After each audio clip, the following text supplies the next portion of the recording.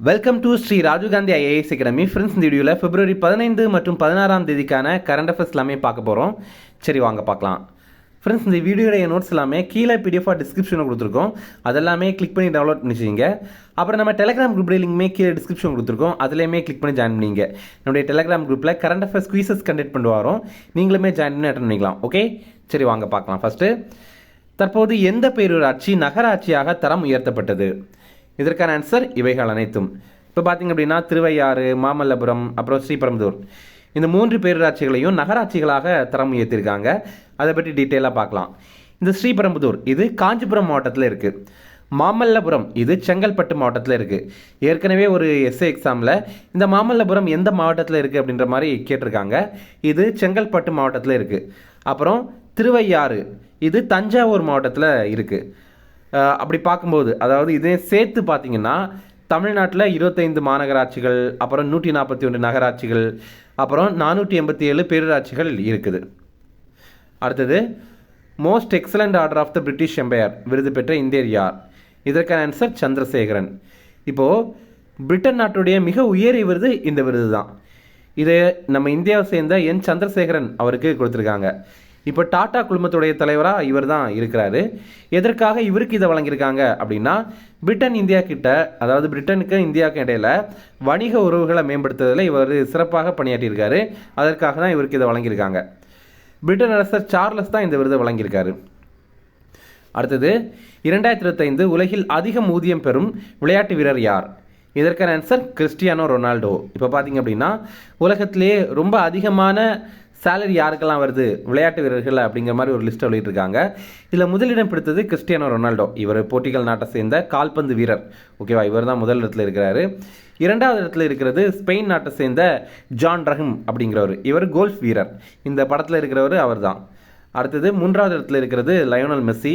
இவர் அர்ஜென்டினா நாட்டை சேர்ந்த ஃபுட்பால் வீரர். ஓகே ஃப்ரெண்ட்ஸ், நம்ம ராஜீவ்காந்தி ஐஏஎஸ் அகாடமியில் எஸ்ஏ எக்ஸாமுக்கான கிளாஸஸ் நடந்துட்டுருக்கு.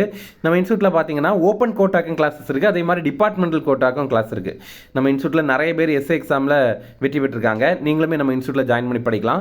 நம்ம இன்ஸ்டியூட்டில் வீக்கெண்ட் பேச்சஸ் கூட அவைலபிளாக இருக்குது. நம்ம இன்ஸ்டியூட் பார்த்தீங்கன்னா சென்னையில் அண்ணா நகரில் இருக்குது. ஓகே, அதே மாதிரி சிவில் ஜட்ஜ் எக்ஸாமுக்கான கிளாஸுமே ஸ்டார்ட் பண்ணியிருக்கோம். நம்ம இன்ஸ்டியூட்டில் ஆன்லைன் கிளாஸும் இருக்குது, ஆஃப்லைன் கிளாஸும் இருக்குது. இப்போது இது சம்மந்தமாக உங்களுக்கு ஏதாவது தகவல் தரணும் அப்படின்னா ஸ்க்ரீனில் தெரிய நம்பருக்கு கால் பண்ணி பேசிக்கலாம். அடுத்தது, 38வது தேசிய விளையாட்டுப் போட்டிகளில் பதக்கப்பட்டியலில் முதலிடம் பிடித்த அணி எது? இதற்கான ஆன்சர் சர்வீசஸ் அணி. இதை பற்றி டீட்டெயிலாக பார்க்கலாம். இப்போ 38th நேஷனல் கேம் அப்படிங்கிறது நடைபெற்றது. நம்ம ஏற்கனவே கரண்ட் அஃபேர்ஸில் பார்த்துருப்போம். இதற்கான அஃபிஷியல் மேஸ்கட்டாக மௌலி அப்படிங்கிறத அறிவிச்சிருந்தாங்க. மேஸ்கட் அப்படின்னா ஒன்றும் கிடையாது. இந்த மாதிரி ஒரு பெரிய போட்டி நடக்கும்போது ஏதாவது சின்னம் அப்படிங்கிறத அறிவிப்பாங்க. இது பார்த்தீங்கன்னா மோனல் அப்படிங்கிற பறவையுடைய பேரை மௌலி அப்படின்ற மாதிரி அறிவிச்சிருக்காங்க. இதெல்லாம் அந்த பகுதியில், அதாவது உத்தரகண்ட், இமாச்சல் பிரதேஷ் அந்த பகுதியில் இருக்கிற ஒரு பறவை. ஓகேவா, அந்த மௌலி அப்படிங்கிறது தான் இதோடைய சின்னமாக அறிவிச்சிருக்காங்க. ஓகே, இப்போ இதை பற்றி பார்க்கலாம். இதில் இந்த 38வது தேசிய விளையாட்டுப் போட்டிகளில் கருப்பொருளாக பசுமை விளையாட்டுகள் அப்படிங்கிறத கொடுத்துருந்தாங்க. பதக்கப்பட்டியலில் முதலிடம் பிடித்தது சர்வீசஸ் அணி. சர்வீசஸ் அணி அப்படின்னா இந்திய இராணுவம், இந்திய கடற்படை, அப்புறம் இந்திய விமானப்படை, இதோடைய வீரர்கள் வீராங்கனைகள் எல்லாருமே இருக்கிற ஒரு அணி தான். அதுவே பதக்கப்பட்டியலில் நம்ம தமிழ்நாடு 6வது இடம் பிடித்திருக்கிறோம். இந்த தொடக்க நிகழ்ச்சி உத்தரகண்டுடைய டேராடூனில் தான் நடைபெற்றது. நிறைவு போட்டி உத்தரகண்டுடைய ஹல்த்வானி அப்படிங்கிற பகுதியில் தான் நடைபெற்றது. முழுக்க இந்த போட்டி எங்கே நடந்தது அப்படின்னு கேட்டால் அது உத்தரகண்டில் தான் நடந்தது. ஓகேவா, அப்போ அது கூட நமக்கு கேட்கலாம். அதாவது 38வது தேசிய விளையாட்டுப் போட்டிகளை நடத்திய மாநிலம் எது அப்படின்னா அது உத்தரகண்ட் தான். அடுத்தது, உலக அரசாங்க உச்சி மாநாடு 2025 தற்போது எங்கு நடைபெற்றது? இதற்கான ஆன்சர் துபாய். இப்போ துபாயில் பார்த்தீங்க அப்படின்னா வேர்ல்டு கவர்மெண்ட் சமிட் அப்படிங்கிறது நடைபெற்றது. இது ரொம்ப முக்கியமானது. ஐக்கிய அரபு அமீரகம் நாட்டுடைய துபாய் நகரில் தான் நடைபெற்றது. இதற்கான கருப்பொருள் என்ன அப்படின்னா எதிர்கால அரசாங்கங்களை உருவாக்குதல் அப்படிங்கிறது தான். நம்ம இந்தியா சார்பில் மத்திய சுற்றுச்சூழல் துறை அமைச்சரான பூபேந்தர் யாதவ் அவர்கள் போய் கலந்து கொண்டார். அடுத்தது, தமிழகத்தில் சிறந்த காவல் நிலையமாக தேர்வு செய்யப்பட்ட முத்துப்பேட்டை காவல் நிலையம் எங்கு அமைந்துள்ளது? இதற்கான ஆன்சர் திருவாரூர். இப்போ பார்த்தீங்க அப்படின்னா முத்துப்பேட்டை காவல் நிலையம் நம்ம தமிழ்நாட்டிலேயே சிறந்த காவல் நிலையமாக இதை மத்திய அரசுடைய உள்துறை அமைச்சகம் தேர்வு பண்ணியிருக்காங்க. ஓகேவா, தமிழக அரசு சார்பில் தேர்வு பண்ணலை, மத்திய அரசுடைய உள்துறை அமைச்சகம் தான் தேர்வு பண்ணியிருக்காங்க. இது எங்கே இருக்குது அப்படின்னா திருவாரூர் மாவட்டத்தில் தான் இருக்குது.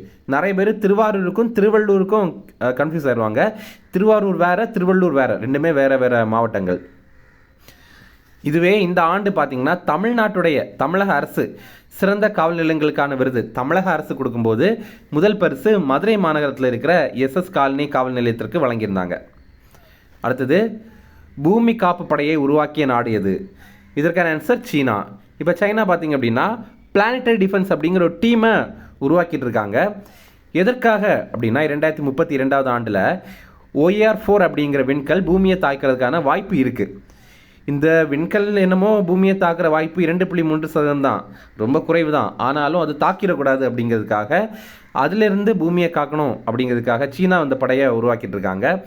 35 வயதுக்குட்பட்ட பட்டதாரிகள் இந்த படைக்கு தகுதி பெறுறாங்க. ஓகே, அடுத்தது, தமிழ்நாட்டில் தற்போது சர்வதேச ஹோமியோபதி மாநாடு எங்கு நடைபெற்றது?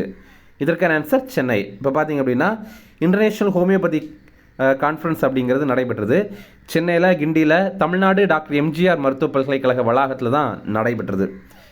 இதில் ஹோமியோ விஷன் 2025 கம்பெடியம் ஆஃப் அப்ஸ்ட்ராக்ட்ஸ் அப்படிங்கிற ஒரு நூலை நம்ம மா சுப்பிரமணியம் அமைச்சர்கள் அவர் வெளியிட்டிருக்காரு. இது என்ன அப்படின்னா 100 ஆராய்ச்சி கட்டுரை தொகுப்பு கொண்டது தான். மா சுப்பிரமணியம் இவர் தமிழக மருத்துவ மற்றும் மக்கள் நல்வாழ்வுத்துறை அமைச்சர். இப்போது ஹோமியோபதி பற்றி சில தகவல்கள், நம்ம தமிழ்நாட்டில் அதை எப்படி அடாப்ட் பண்ணியிருக்காங்க அப்படிங்கிற பற்றி கொஞ்சம் பார்க்கலாம். ஹோமியோபதி இதை ஜெர்மனை சேர்ந்த சாமுவல் ஹானிமன் அப்படிங்கிறவர் தான் முதல் முறையாக கண்டுபிடித்தார். 1796 ஆண்டு இதை அவர் கண்டுபிடித்தார். அப்புறம் தமிழ்நாடு ஹோமியோபதி மருத்துவம் மற்றும் தொழில் முனைவோர் சட்டம் அப்படிங்கிறது 1971 ஆண்டு இயற்றப்பட்டது. அப்புறம் தமிழ்நாடு அரசால் 1975 ஆண்டிலிருந்து ஹோமியோபதி மருத்துவக் கல்லூரி அப்படிங்கிறது தொடங்கி வைக்கப்பட்டது. அதோடைய பேர் என்னவா இருந்துச்சு அப்படின்னா வெற்றி செல்வி அன்பழகன் அப்படின்ற மாதிரி அதோடைய பேர் இருந்துச்சு. அப்போது வெற்றி செல்வி அன்பழகன் ஹோமியோபதி மருத்துவக் கல்லூரி அப்படிங்கிறது இருந்தது. அது எங்கே அப்படின்னா சென்னையில் கீழ்ப்பாக்கத்தில் தான் முதல் முறையாக தொடங்கி வைத்திருந்தாங்க. இப்போ அது எங்கே இருக்குது அப்படின்னா டாக்டர் MGR மருத்துவ பல்கலைக்கழகத்துக்கு கீழே மதுரையில் அரசு ஹோமியோபதி மருத்துவக் கல்லூரியாக இருக்குது. ஓகே, அடுத்தது, தொழில் நிறுவனங்கள் கூட்டுறவின் தன்னாட்சி நடைமுறை என்ற திட்டத்தை அறிவித்த நாடுகள் இவை. இதற்கான ஆன்சர் இந்தியா, அமெரிக்கா. இந்த ஒரு கொஸ்டின் பார்த்திங்க அப்படின்னா நிறைய நமக்கு ரொம்ப முக்கியம் இல்லாத மாதிரி இருக்கும். அதே மாதிரி ஒன்றுமே அவ்வளோ ஈஸியாக புரிகிற மாதிரி இருக்காது. ஆனாலுமே நீங்கள் லைட்டாக என்ன அப்படிங்கிற மட்டும் பார்த்துங்க. லைக் என்ன கேட்கலாம் அப்படின்னா இது எந்த நாடுகள் தொடங்கி வச்சுருக்காங்க, இது எந்தெந்த நாடுகள் கூட இந்தியா பண்ணியிருக்கோம், அந்த மாதிரி தான் கேட்கலாம். ரொம்ப டீட்டெயிலெல்லாம் நமக்கு கேட்க மாட்டாங்க. அதனால் தோராயமாக படித்து வச்சுங்க. ஸோ ஓகே, இதை பார்க்கலாம். ஏஷியா, அதாவது ஆட்டோனமஸ் சிஸ்டம்ஸ் இண்டஸ்ட்ரி அலையன்ஸ் அப்படிங்கிறது தமிழில் தொழில் நிறுவனங்கள் கூட்டுறவின் தன்னாட்சி நடைமுறை அப்படிங்கிறது. இது என்ன அப்படின்னா நம்ம இந்தோ பசிபிக் பிராந்தியம் இருக்குல்ல, அந்த பகுதியில் தொழில் நிறுவனங்களுக்கு இடையில் கூட்டுறவு அப்புறம் உற்பத்தியை மேம்படுத்தணும் அப்படிங்கிறதுக்காக தொடங்கப்பட்ட ஒரு கூட்டமைப்பு. இந்தியாவுக்கும் அமெரிக்காவுக்கும் இடையில தான் இந்த மாதிரி இந்த திட்டத்தை, அதாவது இந்தியா அமெரிக்கா தான் சேர்ந்து இதை தொடங்கியிருக்காங்க. அதே மாதிரி இந்தியா அமெரிக்கா இடையேயான பாதுகாப்பு ஒத்துழைப்பை மேம்படுத்துறதுக்கு லட்சிய திட்டம் அப்படிங்கிற ஒன்று அறிவிச்சிருக்காங்க. 10 ஆண்டுகள் பாதுகாப்பு ஒத்துழைப்புக்கான திட்டம் தான் இந்த ஒரு திட்டம். அடுத்தது, ட்ரஸ்ட் மற்றும் கம்பேக்ட் அப்படின்னு 2 திட்டங்களையும் 2 நாடுகளும் சேர்ந்து நிறைவேறிருக்காங்க. அதை பற்றி பார்க்கலாம். ட்ரஸ்ட் அப்படின்னா transforming the relationship utilising strategic technology அப்படிங்கிறது. இது என்ன அப்படின்னா நம்ம டெக்னாலஜியை பயன்படுத்தி நம்மளுடைய உறவை மேம்படுத்தணும் அப்படிங்கிறது தான். அப்போது செயற்கை நுண்ணறிவு, பாதுகாப்பு, ஆற்றல் இந்தந்த துறைகள் எல்லாம் முன்னேறணும் அப்படின்னு 2 நாட்டு தலைவர்களும் சொல்லியிருக்காங்க. அப்புறம் 2 நாடு தனியார் இதில் பார்த்திங்கன்னா 2 நாடுகளும் பணிபுரிவாங்க. அதே மாதிரி இது கூட தனியார் அமைப்புகளும் இணைந்து பணியாற்றுவாங்க. ஓகேவா? இப்போ நம்ம இந்தியாவையும் அமெரிக்காவையும் பார்த்திங்கன்னா கவர்மெண்ட் ஒரு விஷயம் பண்ணுறாங்கன்னா கூட தனியார் அமைப்புகளையும் சேர்த்துப்பாங்க. ஓகேவா? ஏன்னா அவ்வளோ ஃபண்டிங் அவைலபிளாக இருக்காது, அந்த அளவு நமக்கு காசு இருக்காது. அதனால் தனியார் அமைப்புகளையும் கூட இணைத்துப்பாங்க. அந்த மாதிரி தான் இந்த ட்ரஸ்ட் அப்படிங்கிற திட்டத்தையுமே பண்ணுறாங்க. அடுத்தது, கம்பேக்ட் அப்படிங்கிற ஒரு திட்டம், கேட்டலைசிங் opportunity for military partnership accelerated commerce and technology அப்படிங்கிறது. இது என்ன அப்படின்னா மிலிட்ரிக்கான ஒரு கூட்டுறவு, அப்புறம் காமர்ஸ், டெக்னாலஜி, இதில் எல்லாம் நம்ம வாய்ப்புகளை அதிகப்படுத்தணும் அப்படிங்கிறதுக்கான ஒரு அமைப்பு தான் இந்த காம்பேக்ட் அப்படிங்கிறது. ஓகே, அடுத்தது மிஷன் 500 அப்படிங்கிற ஒரு திட்டம். இது என்ன அப்படின்னா இது ரொம்ப முக்கியமானது. இந்தியாவுக்கும் அமெரிக்காவுக்கும் இடையில இருக்கிற வர்த்தகத்தை 2030 ஆண்டுக்குள்ளாடி $500 பில்லியன் அளவுக்கு இரட்டிப்பாக்கணும் அப்படின்னு சொல்கிறாங்க. இப்போ $250 கிட்ட, மில்லியன் கிடையாது பில்லியன் டாலர் அளவுக்கு தான் இருக்குது. ஆனால் 2030 ஆண்டுக்குள்ளே அதை அப்படியே டபுள் ஆக்கணும் அப்படின்ற மாதிரி முடிவு பண்ணியிருக்காங்க. அடுத்து பார்த்திங்கன்னா 2008 ஆண்டு நவம்பர் 26 மும்பையில் மிகப்பெரிய அளவில் ஒரு தாக்குதல் நடைபெற்றது. அப்போ பார்த்திங்கன்னா அந்த தாக்குதலுக்கு மூளையாக செயல்பட்டார் அப்படின்னு தபூர் ராணா அப்படிங்கிறவரை அமெரிக்கா கைது பண்ணி அவங்க ஜெயிலில் வச்சுருந்தாங்க. இப்போது இந்தியா என்ன சொல்கிறாங்க, நம்முடைய பிரதமர் மோடி என்ன சொல்கிறாங்க அப்படின்னா, அவரை நீங்கள் இந்தியாவுக்கு அனுப்புங்க, நாங்கள் அவருக்கு தண்டனை கொடுக்குறோம் அப்படின்ற மாதிரி சொன்னாங்க. அதுக்கு ட்ரம்ப் ஒப்புதல் வழங்கியிருக்காரு. அடுத்தது டொனால்டு ட்ரம்ப் ஒரு முழக்கம் அறிவித்திருக்காரு, மேக் அமெரிக்கா கிரேட் அகைன் அப்படிங்கிறது, அதை மாகா அப்படின்னு சொல்கிறாங்க. இந்தியாவும் ஒரு முழக்கம் பண்ணியிருக்காரு. அதாவது நம்முடைய பிரதமர் மோடி இந்தியாவிலேருந்து ஒரு முழக்கம் பண்ணியிருக்காரு. அது என்ன அப்படின்னா, மேக் இந்தியா கிரேட் அகைன் அப்படிங்கிறது. ஓகே, அப்போ மாகா மிகா அப்படிங்கிறது. அடுத்தது பார்த்திங்கன்னா லாஸ்ட்டாக F-35 அப்படிங்கிற போர் விமானம் இந்தியாவுக்கு வழங்குறதுக்கான நடவடிக்கை மேற்கொள்ளப்படும் அப்படின்னு ட்ரம்ப் சொல்லியிருக்காரு. அடுத்தது பார்த்திங்கன்னா இந்தியாவுக்கும் அமெரிக்காவுக்கும் அணுசக்தி ஒப்பந்தம் இது போட்டிருந்தாங்க. ஓகேவா, இந்த கொஸ்டின் என்னடா இவ்வளோ நீளமாக இருக்குது அப்படின்னு பார்க்காதுங்க. ஆக்சுவலி பிரதமர் மோடி அங்கே போனார்ல, போகும்போதே நிறைய திட்டங்களுக்கு கையெழுத்து போட்டாங்க, நிறைய விஷயங்களை முடிவு பண்ணிட்டாங்க. அதனால் இது ரொம்ப முக்கியமானது. ஓகேவா, 2 முக்கியமான தலைவர்கள் மீட் பண்ணியிருக்காங்க. அதனால் இது ரொம்ப முக்கியமானது. பாருங்கள், இந்திய அமெரிக்கா அணுசக்தி ஒப்பந்தம். இப்போது இந்தியாவுக்கும் அமெரிக்காவுக்கும் இடையில் இதுக்கு முன்னாடி 16 ஆண்டுகளுக்கு முன்னாடி தான் 123 அணுசக்தி ஒப்பந்தம் அப்படிங்கிறது மேற்கொண்டிருந்தாங்க. இப்போது இதை அடுத்த கட்டத்திற்கு எடுத்து செல்லணும் அப்படின்னு பிரதமர் மோடி அப்புறம் ட்ரம்ப் இவங்களுடைய பேச்சுவார்த்தையில் தீர்மானம் பண்ணியிருக்காங்க. தொழில்நுட்ப பரிமாற்றம், அப்புறம் உள்ளூர் மயமாக்கல், இந்த மூலமாக அமெரிக்க அணு உலைகள் எல்லாம் இந்தியாவில் அமைக்கப்படும் அப்படின்னு சொல்லியிருக்காங்க. ஓகேவா, இதுவும் மிகப்பெரிய ஒரு திட்டம் தான்.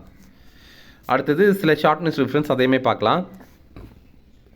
சென்னை விமான நிலையத்திலிருந்து இப்போ புதிதாக திறக்கப்பட்ட கிளாம்பாக்கம் அப்படிங்கிற பேருந்து நிலையம் வரைக்கும் ஒரு மெட்ரோ ஸ்டேஷன், அதாவது மெட்ரோ ரயில் நிலையங்களை அமைக்க போகிறாங்க. 13 மெட்ரோ ஸ்டேஷன்ஸ் இதில் இருக்க போகுது. இந்த வழித்தடத்துடைய மொத்த நீளம் 15.46 கிலோமீட்டராக இருக்க போகுது. இதில் உயர்த்தப்பட்ட நிலையங்கள் அப்படின்ற மாதிரி தான் இருக்கும். அது 13 இருக்குது. அதாவது ஸ்டேஷன் கொஞ்சம் மேலே இருக்கும், அவ்வளோதான், வேறு ஒன்றும் இல்லை. இதோடைய செலவு பார்த்திங்கன்னா எவ்வளோ இருக்கும்னு எதிர்பார்க்குறாங்கன்னா 9,335 கோடி ரூபாய் இருக்கும் அப்படின்னு எதிர்பார்க்குறோம். அடுத்தது பன்ருட்டி அகழாய்வில் சங்கிலானான ஒரு பொருள் கிடைத்திருக்கு, அதை பற்றி பார்க்கலாம். 7 சென்டிமீட்டர் நீளம்ன சங்கிலானான இந்த பொருள் நமக்கு அகழாய்வில் கிடைத்திருக்கு. எங்கே அப்படின்னா கடலூர் மாவட்டத்தில் பன்ருட்டி வட்டத்தில் மருங்கூர் அப்படிங்கிற பகுதியில் தான் கிடைத்திருக்கு. தமிழர்கள் தொழில்நுட்பங்களை கையாளுறதுல சிறந்து விளங்கியிருக்காங்க அப்படிங்கிறது நமக்கு தெரியுது. இதை சிவ சிந்தாமணியில் ஒரு லைனில் சொல்லியிருக்காங்க பாருங்கள், விலங்கு அறம் பொருத சங்கின் வெல்வலை அப்படிங்கிறது தான். இதோடைய அர்த்தம் என்ன அப்படின்னா, அறம் போன்ற ஒரு சிறு கருவியை கொண்டு சங்கினை அறுத்து அணிகலன் பண்ணியிருக்காங்க அப்படிங்கிறது சொல்லியிருக்காங்க. அப்போ இதுலேருந்து என்ன தெரியுது அப்படின்னா, நம்ம சங்கை கூட அழகழகாக பண்ணி நம்ம அணிவித்திருக்கோம் அப்படிங்கிறது தெரியுது. அடுத்தது, இப்போது புதிய வருமான வரி மசோதாவை நம்முடைய நிதியமைச்சர் நிர்மலா சீதாராமன் அவர்கள் தாக்கல் பண்ணியிருந்தாங்க. அதை ஆய்வு பண்ணுறதுக்காக 31 பேர் கொண்ட ஒரு சிறப்பு குழுவை உருவாக்கியிருக்காங்க. இதற்கு தலைவராக பாஜக எம்பி பைஜெயந்த் பாண்டா அப்படிங்கிறவரை தேர்வு பண்ணியிருக்காங்க. ஓகே, 1961 ஆண்டு இயற்றப்பட்ட வருமான வரி சட்டம் எளிதில் புரிந்து கொள்கிற வகையில் தான் இந்த புதிய வருமான வரி மசோதா இயற்றியிருக்காங்க. ஓகே, ரிவிஷன் பார்க்கலாம். தற்போது எந்த பேரூராட்சி நகராட்சியாக தரம் உயர்த்தப்பட்டது? இதற்கான ஆன்சர் இவைகள் அனைத்தும், அதாவது திருவையாறு, மாமல்லபுரம், அப்புறம் ஸ்ரீபெரும்புதூர். அடுத்தது, most excellent order of the British empire விருது பெற்ற இந்தியர் யார்? இதற்கான ஆன்சர் சந்திரசேகரன். அடுத்தது, 2025 உலகில் அதிகம் ஊதியம் பெறும் விளையாட்டு வீரர் யார்? இதற்கான ஆன்சர் கிறிஸ்டியானோ ரொனால்டோ. அடுத்தது, 38வது தேசிய விளையாட்டுப் போட்டிகளில் பதக்கப்பட்டியலில் முதலிடம் பிடித்த அணி எது? இதற்கான ஆன்சர் சர்வீசஸ் அணி. அடுத்தது, உலக அரசாங்க உச்சி மாநாடு 2025 தற்போது எங்கு நடைபெற்றது? இதற்கான ஆன்சர் துபாய். அடுத்தது, தமிழகத்தில் சிறந்த காவல் நிலையமாக தேர்வு செய்யப்பட்ட முத்துப்பேட்டை காவல் நிலையம் எங்கு அமைந்துள்ளது? இதற்கான ஆன்சர் திருவாரூர். அடுத்தது, பூமி காப்பு படையை உருவாக்கிய நாடு எது? இதற்கான ஆன்சர் சீனா. அடுத்தது, தமிழ்நாட்டில் தற்போது சர்வதேச ஹோமியோபதி மாநாடு எங்கு நடைபெற்றது? இதற்கான ஆன்சர் சென்னை. அடுத்தது, தொழில் நிறுவனங்கள் கூட்டுறவின் தன்னாட்சி நடைமுறை என்ற திட்டத்தை அறிவித்த நாடுகள் எவை? இதற்கான ஆன்சர் இந்தியா மற்றும் அமெரிக்கா. இப்போ உங்களுக்கான கேள்வி என்ன அப்படின்னா, இப்போ அமெரிக்காவுக்கு போகிறதுக்கு முன்னாடி பிரதமர் மோடி ஃப்ரான்ஸுக்கு போயிருந்தார். அப்போ ஃப்ரான்ஸுக்கு போய் பார்த்தீங்கன்னா ஒரு இடத்துல துணை தூதரகத்தை வந்து திறந்து வைத்தாங்க. அது எந்த இடம் அப்படிங்கிறது உங்களுக்கு தெரியும்னா கமெண்ட்ஸில் சொல்லுங்கள். ஓகே, இந்த வீடியோ பிடிச்சினா கண்டிப்பாக லைக் பண்ணுங்கள், நம்முடைய சேனலுக்கு சப்ஸ்கிரைப் பண்ணிச்சிங்க, உங்களுடைய நண்பர்களுமே ஷேர் பண்ணுங்கள், கண்டிப்பாக இது அவங்களுக்கும் மேலே தான் இருக்கும். Okay, thank you.